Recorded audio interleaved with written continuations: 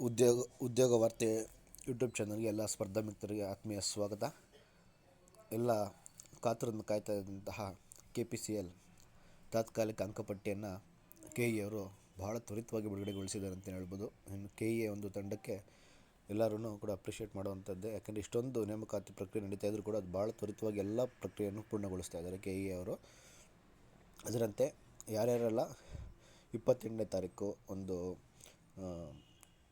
Exams ಬರೆದಿರ್ತಾರೆ, KE 27-28ನೇ ತಾರೀಕು ಅಂತಹ JE ಆಗಿರ್ಬೋದು, ಎಲ್ಲರದ್ದು ಒಂದು ತಾತ್ಕಾಲಿಕ ಅಂಕಪಟ್ಟಿಯನ್ನು KE ಅವರು ಬಿಡುಗಡೆಗೊಳಿಸಿರ್ತಾರೆ. ಎಲ್ಲರೂ ಚೆಕ್ ಮಾಡ್ಕೊಳ್ಳಿ.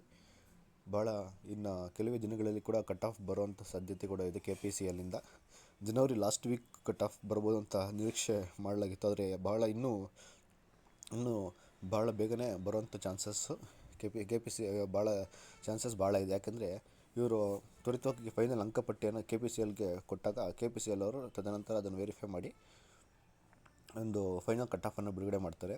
ತಾತ್ಕಾಲಿಕ ಅಂಕಪಟ್ಟಿ ಇನ್ನೇನು ಬಿಡುಗಡೆಗೊಳಿಸೋದ್ರಿಂದ ಅಂತಿಮ ಅಂಕಪಟ್ಟಿಯನ್ನು ಕೆಲವೇ ದಿನಗಳಲ್ಲಿ KE ಅವರು ಬಿಡುಗಡೆಗೊಳಿಸ್ತಾರೆ. ಅದನ್ನು ಸಂಬಂಧಪಟ್ಟ ಇಲಾಖೆ ಅದು KPCLಗೆ ಹಸ್ತಾಂತರ ಮಾಡ್ತಾರೆ. ಅವರು ವರ್ಗವಾರು ಒಂದು ಕಟ್ ಆಫನ್ನು ಮಾಡಿ ಡಾಕ್ಯುಮೆಂಟ್ ವೆರಿಫಿಕೇಷನ್ನ ಸ್ಟಾರ್ಟ್ ಮಾಡ್ತಾರೆ. ಇದು ಭಾಳ ಬೇಗ ಆಗುವಂಥ ಚಾನ್ಸಸ್ ಇದ್ದಾವೆ. ಆದ್ದರಿಂದ ಎಲ್ಲ ಅಭ್ಯರ್ಥಿಗಳು ಪೂರ್ವ ತಯಾರಿ ಯಾರ್ಯಾರೆಲ್ಲ ಸೆಲೆಕ್ಟ್ ಆಗ್ತೀರಿ ಅಂತ ಅಂದ್ಕೊಂಡಿದ್ದೀರೋ ಅಂಥವರೆಲ್ಲನೂ ಇನ್ನು ಡಾಕ್ಯುಮೆಂಟ್ಸ್ ರೆಡಿ ಮಾಡ್ಕೊಳ್ಳೋಕೆ ಇವಾಗಿಂದನೇ ಸ್ಟಾರ್ಟ್ ಮಾಡಿದ್ರೆ ಭಾಳ ಉತ್ತಮ. ಯಾಕೆಂದರೆ ಕೊನೆಯ ಹಂತದಲ್ಲಿ ಸಮಸ್ಯೆ ಆಗಬಹುದು. ಭಾಳ ಬೇಗ ಮುಗಿಯುವಂಥ ಎಲ್ಲ ಒಂದು ಚಾನ್ಸಸ್ ಇದೆ. ಸೊ KE ಅವ್ರಿಗೂ ಒಂದು ಧನ್ಯವಾದ ತಿಳಿಸ್ತಾ, ಎಲ್ಲ KPCL ಅಭ್ಯರ್ಥಿಗಳು ಯಾರ್ಯಾರು ಇರ್ತೀರೋ ಅಂಥವ್ರಿಗೂ ಆಲ್ ದ ಬೆಸ್ಟ್ ಅಂತ ಹೇಳ್ತಾ, ಉದ್ಯೋಗ ವಾರ್ತೆ ಯೂಟ್ಯೂಬ್ ಚಾನಲ್ ನಿಮ್ಗೆ ಇಷ್ಟ ಆದರೆ ಸಬ್ಸ್ಕ್ರೈಬ್ ಆಗಿ ಲೈಕ್ ಮಾಡಿ. ಈ ಒಂದು ಸುದ್ದಿಯನ್ನು KPCL ಆಸ್ಪಿರೆಂಟ್ಸ್ ನಿಮ್ಗೆ ಸ್ನೇಹಿತರು ಗೊತ್ತಿದ್ದರೆ ಅವ್ರಿಗೆ ಶೇರ್ ಮಾಡಿ.